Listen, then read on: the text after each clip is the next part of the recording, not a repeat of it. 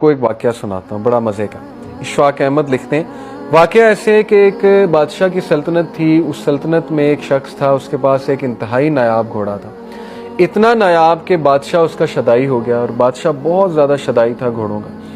بادشاہ نے کہا یار اس شخص سے یہ گھوڑا لے آؤ، میں نے خریدنا۔ اس کا وزیر گیا، شخص کو کہا کہ گھوڑا بیچ دے اپنا۔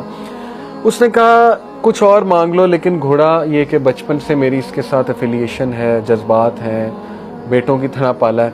اس نے کہا گھوڑا میں نہیں دے سکتا، گھوڑا مجھے بھی بہت پسند ہے۔ بڑا حیران ہوا، وزیر واپس چلا گیا۔ بادشاہ کو یہ بات برداشت نہ ہوئی، اس کو غصہ آیا، اس نے کہا اچھا، اس نے کہا میں چلتا ہوں۔ بادشاہ خود آ گیا۔ بادشاہ نے کہا کہ منہ مانگی رقم تجھے دوں گا، جو تو کہتا تھے۔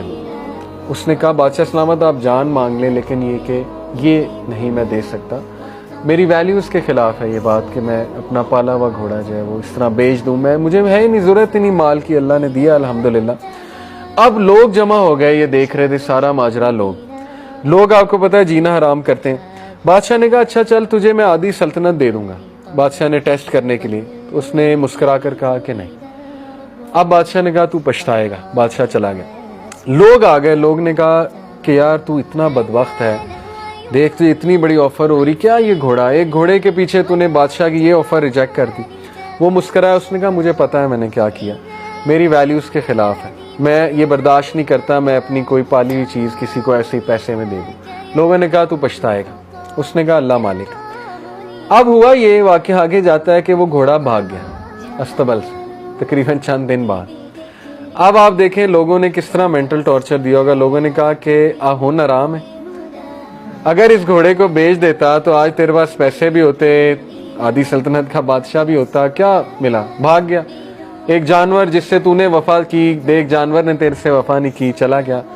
وہ مسکرایا، اس نے کہا بس یہی تھا قسمت میں، کوئی بات نہیں، میرا اس کا ساتھ اس طرح لکھا ہوا تھا، اللہ تعالیٰ نے جو دینا ہے دینا، ہو سکتا ہے اللہ مجھے اس کے بدلے بہت کچھ دے دے۔ اب ہوا یہ مزے کی بات، لکھنے والے لکھتے ہیں کہ وہ گھوڑا اپنے پیچھے 12 گھوڑے لے آئے جنگل سے۔ وہ گھوڑا ایسا تھا، گھوڑوں کا سردار تھا۔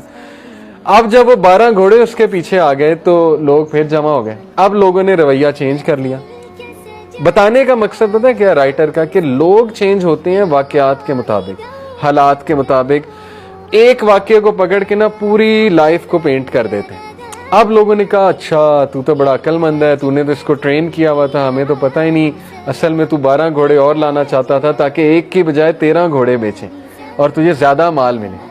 تو وہ ہنسا، کہتا ہے نہیں تم لوگ بیوقوف ہو، ایسی کوئی بات نہیں، بس اللہ نے دینا تھا، اللہ نے مجھے اس کے بدلے دیا، اور میرا اللہ پہ بلیف ہے، جو ہوتا ہے بہتری کے لیے ہوتا ہے۔ وہ ابھی تک رائٹ انٹرپریٹیشنز کر رہا ہے، ٹھیک ہے۔ اس کے بعد یہ ہوا کہ اس کے گھوڑے پہ اس کا بیٹا بیٹھا ہوا تھا، اکلوتا بیٹا، گھوڑے نے اسے گرایا، اس کے بیٹے کی ٹانگ ٹوٹ گئی۔ اب وہ پھر آگے لوگ، دیکھا منوس گھوڑا ہے، تیرا اکلوتا بیٹا، تیرا کون سہارا بنے گا؟ اس نے کہا بھائی دیکھو یہ اللہ کی طرف سے ہوا ہے، اللہ مالک ہے، میرا سہارا اللہ ہے، میرا بیٹا ٹھیک ہے اس کی ٹانگ ٹوٹ گئی، لیکن یہ کہ دکھ تو بہت ہے، بٹ یہ کہ میری نظروں کے سامنے رہے گا، چلو اللہ تعالیٰ اس سے کوئی بہتری لائے گا۔ ایسا ہی ہوا، جنگ چھڑی اس میں علاقے میں، اور اس تک دور کا رول تھا کہ ہر ایسا بچہ جو چل پھر سکتا ہے اس کے ہاتھ میں تلوار پکڑائی جاتی تھی کہ آ جاؤ بھائی۔ اس کے گھر سولجر آئے بادشاہ کے، دیکھا کہ ٹانگ ٹوٹی ہے بیٹے کی، انہوں نے کہا یہ تو ہمارے کسی کام کا نہیں، اس کے بیٹے کو چھوڑ کے چلے گئے۔ اب لوگ پھر آ گئے، کہتے تو بہت خوش قسمت ہے، تیرا بیٹا تیرے پاس ہے، لختے جگر ہمارے بیٹوں کو لے گئے، رونے لگ گئے، یہ وہ ہمارا کیا بنے گا، یہ وہ۔ اس نے کہا I've had enough، تم لوگ ایک نمبر کے بیوقوف ہو، اور تم لوگوں کا مسئلہ یہ ہے کہ زندگی میں کوئی ایک حادثہ ہوتا ہے تم اس کو پکڑ کے کنکلوژن پہ پہنچ جاتے اور پوری لائف پینٹ کر دیتے۔